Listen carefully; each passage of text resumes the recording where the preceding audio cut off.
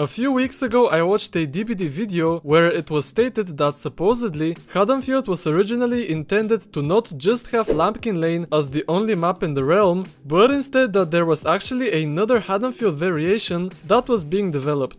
Now, I'm pretty sure this wasn't referring to the facility map, as that one has been completely removed from the game files. So I started digging, and eventually I remembered a video with the name Dead by Daylight Beta Unseen Before Content by a YouTube creator named Crunch. And sure enough, there was it. What you're currently seeing on screen is a work-in-progress version of the second Haddonfield variation. This prototype has actually never been publicly released, even though it was being developed up to the 1.3.1 update at the end of 2016, almost 2 months after the original release of the Halloween DLC on the 25th of October 2016. This unreleased Haddonfield variation is different from the official one by the fact that, instead of the road going through the middle of the map and separating the trial grounds into two parts, here it's actually going around the outside, which I personally find really interesting, and I think it's honestly a cool concept for the map.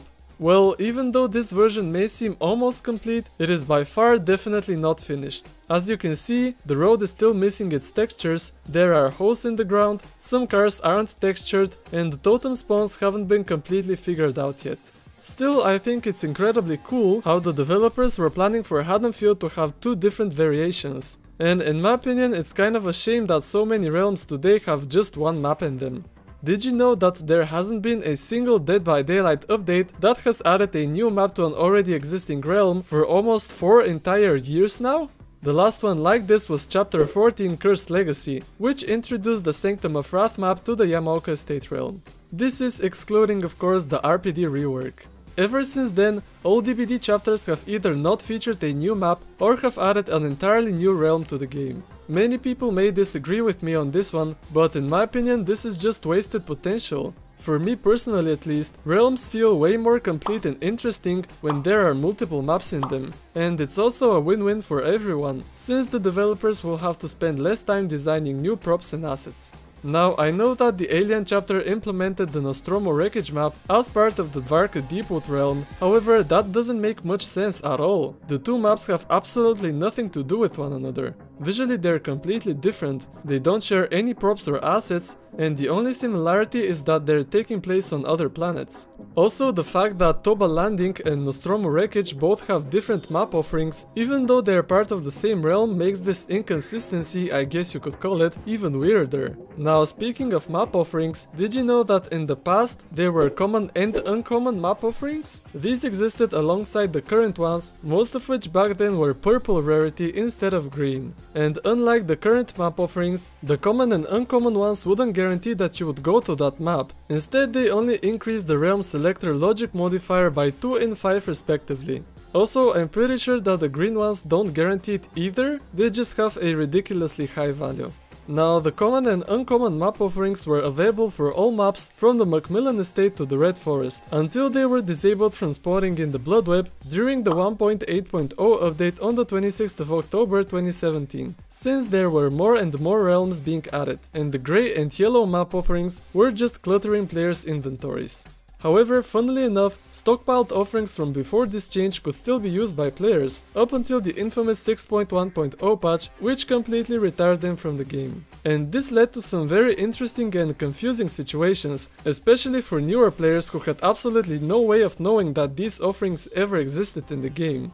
Now, I personally understand the removal of these offerings from the Bloodweb, however I don't quite get why the developers chose to completely retire them from the game, it just seemed unnecessary quite frankly. Well, since a lot of people are complaining about the current map offerings, do you guys think that they should be removed and instead perhaps the yellow ones should be brought back? Let me know down in the comments. What's up everyone, my name is Sashko. That was kind of a long intro / opening segment, I know. Nonetheless, this is part 4 of the most obscure / useless facts from DBD's past.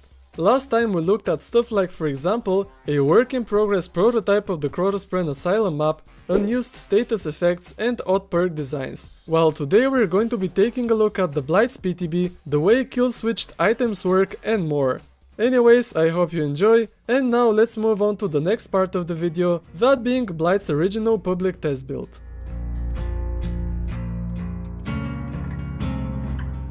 When Blight was first released to the public during the 4.2.0 PTB on the 18th of August 2020, it was pretty clear that this wasn't his finished state at all. And as it turns out, this was actually because the developers had accidentally released an older build of the PTB that was not the final product. First of all, Blight's point of view was extremely low. It was very close to the ground, which made the killer feel really strange to play as. Furthermore, most of his add-ons had completely different rarities compared to the current ones. For example, some of the Blight's strongest add-ons right now were only green or yellow rarity back then. He also didn't have a unique tear radius theme and chase music until the live release of the update, and I'm pretty sure that Felix Richter also shared the same sounds or voice lines, I guess you could call them, as Steve Harrington. Not only that, but the Blight also had completely different sound effects compared to his current iteration. Take a listen to his early PTB voice and let me know what you think about it.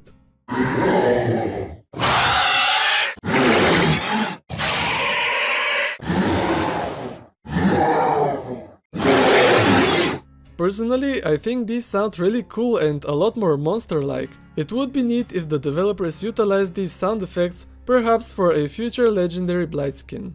One last thing I wanted to mention about the PTB is that the killer's animations were also not very well polished. For example, he would sometimes throw his syringe, the animation of which would also sometimes start to loop itself for a couple of moments, and so on. Overall, once again, this definitely wasn't the finalized version of this PTB, and it showed. Special thanks to Big Chungus 1783 and Veleroxin 107 for suggesting this part of the video.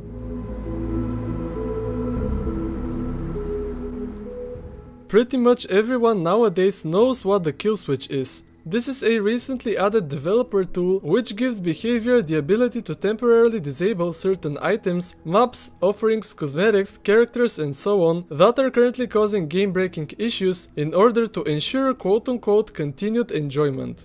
For example, things that had been kill switched before include perks like Object of Obsession, Wake Up and others. Characters like the nurse were also disabled at one time if I recall correctly. Sometimes whole maps have also been kill switched before. However, did you know that while a kill switched perk may no longer be selected from the inventory, characters that already had it in their loadout from previous trials can still use it in game, albeit with some strange behaviors. First of all, the perk will be locked at tier 1, regardless of the tier it normally has in that character's inventory. So, for example, in this picture, Cage is using a kill switch to Dramaturgy locked at tier 1. However, the perk will be invisible in the tally screen and appear as an empty slot. As you can see, the tally screen does not show equipped but kill switched perks. Now, I'm pretty sure that the first rule also applies to survivor items, since a couple of days ago I saw a Meg holding a flashlight in the lobby, and as of the time I was recording this, flashlights were still disabled because of the locker exploit. Funnily enough, one of the survivors in that lobby actually disconnected while the match was still loading, so I didn't get the opportunity to investigate that further, though the flashlight and its add-ons did appear in the tally screen, contrary to how kill-switched perks behave. Well, yeah, I guess that was it. This was part 4 of the most obscure / useless facts and Easter eggs from Dead by Daylight's history. This is most definitely turning into a series now. I'll try to upload at least one of these per month, as I've been doing for the past 3 or so months now. And also, I'll probably make a playlist with these fun fact videos sometime in the future. Anyways, I hope you enjoyed this video. If you did, then let me know by leaving a like, and also I would be glad if you considered subscribing as well. Thank you all for watching, and I'll see you in the next one. Bye!